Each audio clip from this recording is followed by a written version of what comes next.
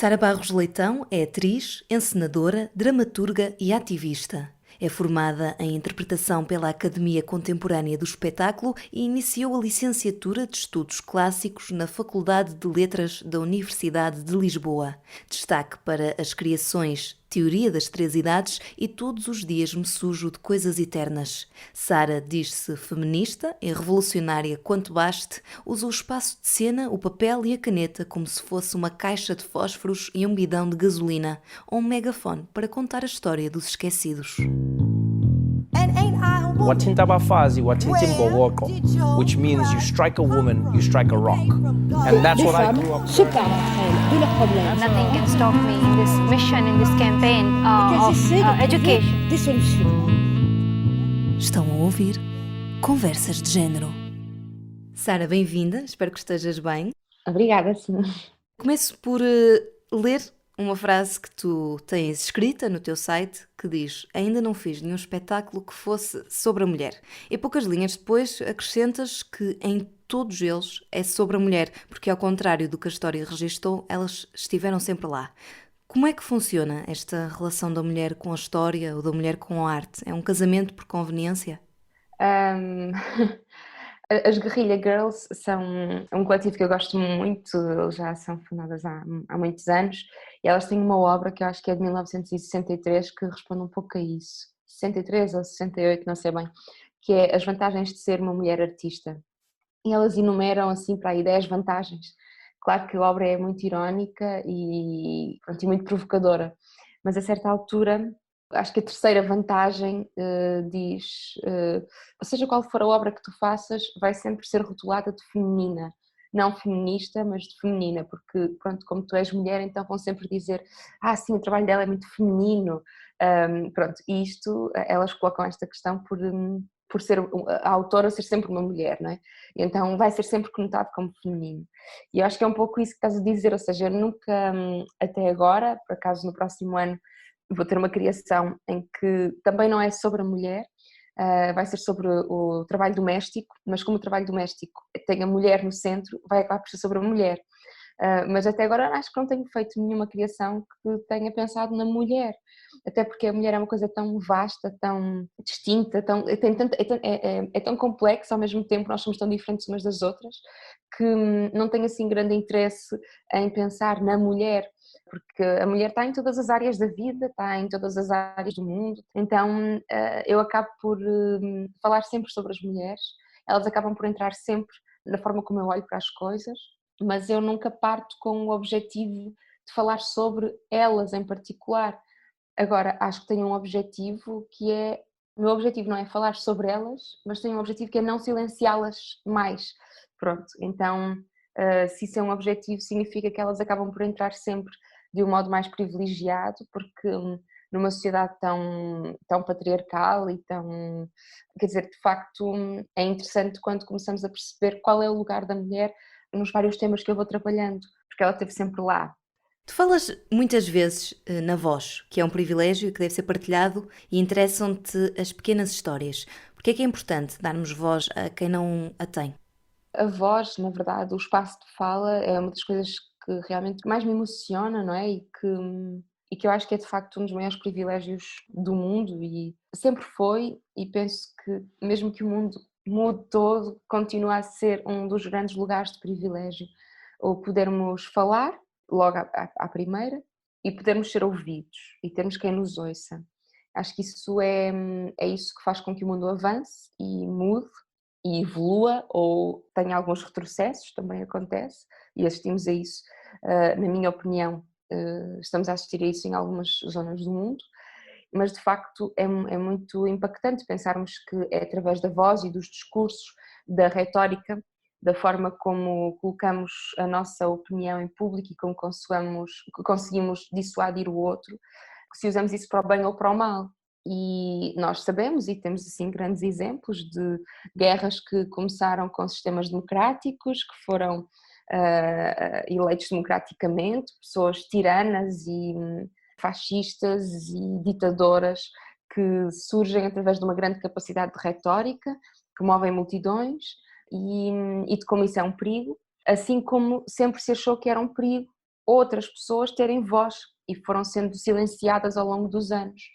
E para mim, pensar que tenho voz e pensar que tenho pessoas que ouvem o que eu digo, eu sempre encarei isso como um grande privilégio desde que comecei a trabalhar e desde que comecei a perceber que tinha essa característica no meu trabalho.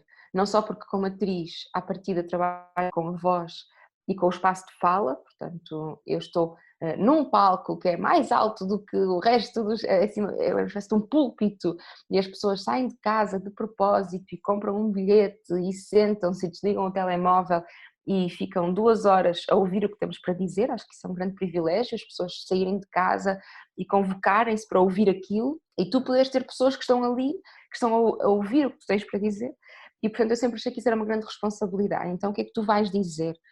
E sempre senti que tinha esse espaço de fala e ao mesmo tempo na minha vida também acho que tenho um enorme espaço de fala. Eu escrevo qualquer coisa nas minhas redes sociais ou nos meus espetáculos ou numa nota que faço para a imprensa e sinto que isso tem uma enorme repercussão E que a mensagem passa? sim, então como é que eu uso isso? Mas resumindo, acho que ao longo da história, quando olhamos para trás, é muito claro percebermos quem é que teve sempre direito a esse espaço de fala. E há um denominador comum, o homem branco teve sempre direito a esse espaço de fala, assim de uma forma muito transversal em todos os momentos da história. Mas o homem negro não, a mulher negra então não, a mulher no geral não, e isso vê-se nas obras literárias que nos chegam, vê-se nas pinturas, quer dizer, então de facto há há uma grande perda, nós não temos onde é que está o espaço de fala das mulheres durante todos esses séculos e portanto obviamente que me interessa não só compensar isso, como usar o espaço de fala agora para dar voz a todos os que foram silenciados antes. É aqui que entram as marchas e as manifestações, ou seja, acabam por ser uma busca pela voz, pelo direito à igualdade? Sim, eu acho que as manifestações são coisas que são momentos que são mesmo muito especiais para mim. Como experiência social e humana, tenho sempre muita vontade de chorar na maior parte das manifestações onde vou, porque pronto, há uma teoria que diz que mais do que 12 pessoas juntas já pode ser considerada uma multidão, pronto, porque de facto já são muitas energias e a partir de 12 aquilo já começa a ficar com uma outra energia que não apenas tu e os teus amigos, há qualquer coisa de multidão. Mas quando estás numa manifestação e de facto são várias multidões a percorrer as ruas e é muito impactante para mim ver centenas, milhares de pessoas a gritar a mesma coisa a uma só voz, é muito emocionante.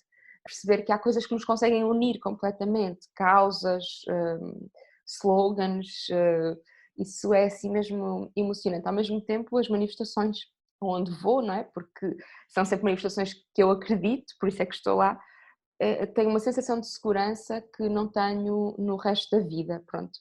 Eu quando estou numa manifestação sinto que eu não deveria estar noutro sítio que não ali, que sinto que pertenço completamente àquele lugar e nunca me senti tão segura como ali, porque sinto que todas as pessoas que estão ali à minha volta estão a lutar pelo mesmo que eu também estou a lutar. Então há uma sensação de coletivo e de segurança nesse coletivo, que é muito diferente de ir para casa sozinha na rua à noite. Onde tens de utilizar as tuas proteções femininas? Sim, exato. Então ali de repente eu sei que todas as pessoas que estão ali comigo estão a pensar no mesmo que eu e isso é muito emocionante, com todas as suas características individuais, obviamente. Depois há uma autora que eu agora não me lembro do nome, de um livro que tem ali. Ela diz que se emocionou muito e que percebeu isso, que é a certa altura, com as várias vagas do feminismo e quando as mulheres começaram a sair para a rua e começaram a tornar o espaço, a ocupar o espaço público e a voz pública, que houve uma mudança no tipo de manifestações, porque de repente a voz coletiva que tu ouvias era uma voz feminina, mais fina, e que isso foi uma grande mudança para ela, porque percebeu que as mulheres também se podem juntar e também podem lutar por uma mesma coisa e gritar em conjunto por uma mesma coisa. Ao passo que numa manifestação normal, contra a crise, etc., é muito comum que a voz que tu ouves ao longe, que está a descer à tal avenida, seja uma mistura de muitas vozes, mas acaba por ser uma voz masculina, mais grossa. E então é normal que em algumas manifestações em particular, nomeadamente do 8 de março, a voz coletiva seja feminina e que isso é muito arrepiante, segundo ela, e eu também acho isso. Pronto. É muito curioso porque eu ia-te perguntar precisamente o oposto do que me acabaste de responder, que é se não crês que as manifestações podem ser perigosas. Assim, podem, mas eu acho que essa adrenalina também é uma coisa importante da própria manifestação.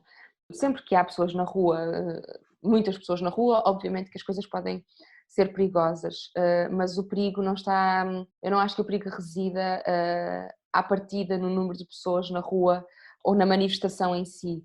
Eu acho que há dezenas de milhares de perigos por dia que nós fingimos que não existem, mas que existem.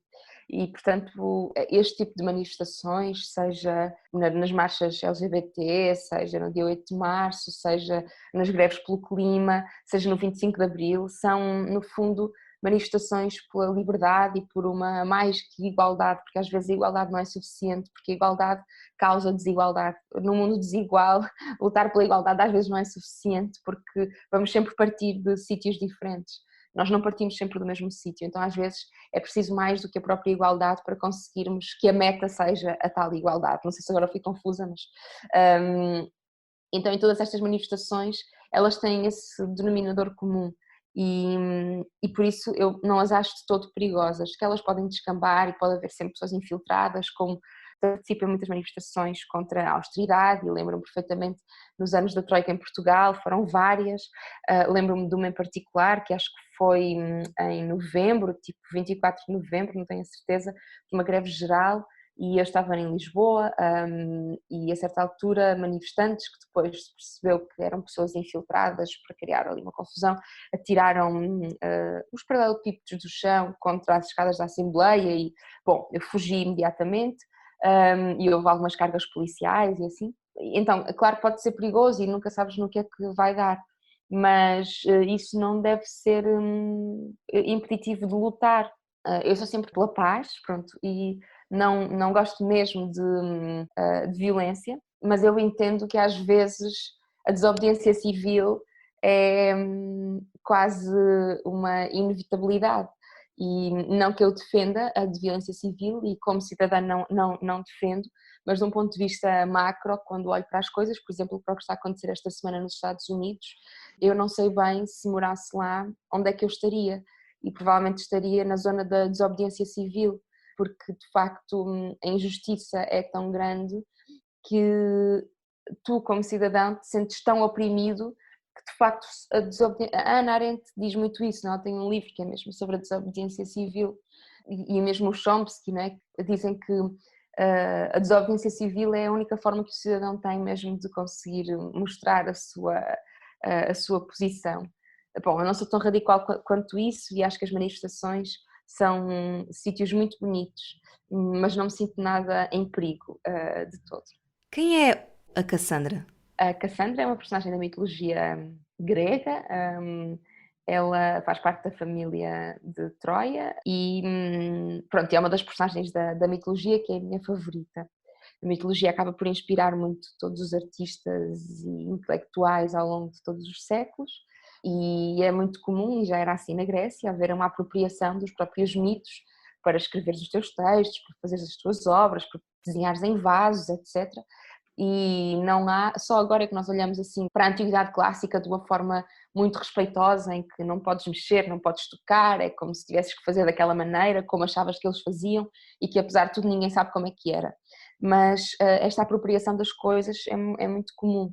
Então eu apropriei-me deste mito e desta mulher que, como todos os mitos, tem muitas versões, portanto existem dezenas de versões ao longo dos anos. Eu gosto de uma em particular e, portanto, agarro-me a ela e é a partir dessa é essa que me interessa pensar. Basicamente, assim, de uma forma muito rápida, Apolo enamorou-se de Cassandra, ela prometeu que dormiria com ele e, portanto, teria uma relação, mas chegou um momento em que ela disse que afinal não queria. E ele, então, como ficou irritado com isso, enfeitiçou-a, lançou-lhe um feitiço, que não é assim que se chama, mas que ela passou a ter um poder que é prever o futuro, ela consegue saber tudo o que vai acontecer, mas nunca ninguém vai acreditar nela. E isso é terrível, pronto. Ela consegue ver Troia incendiada, consegue prever tudo, consegue prever a morte de toda a gente, ela sabe tudo o que vai acontecer. E ela fala e é até muitas vezes considerada de lunática e de louca, porque ela diz a verdade, só que é tão estranho que nunca ninguém acredita nela.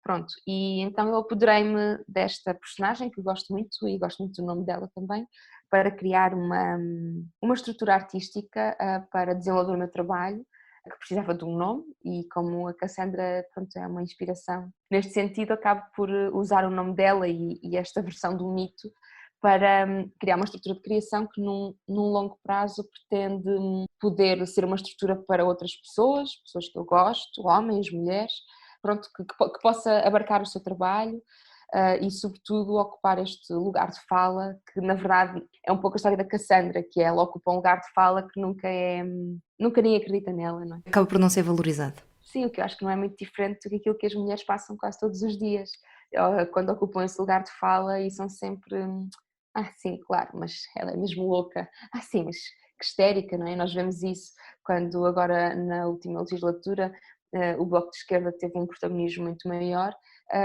era muito comum vermos na opinião pública e nos canais abertos pessoas a falarem dos nossos deputados e deputadas como as histéricas do Bloco. Então, porquê? Só porque eram mulheres a fazer política.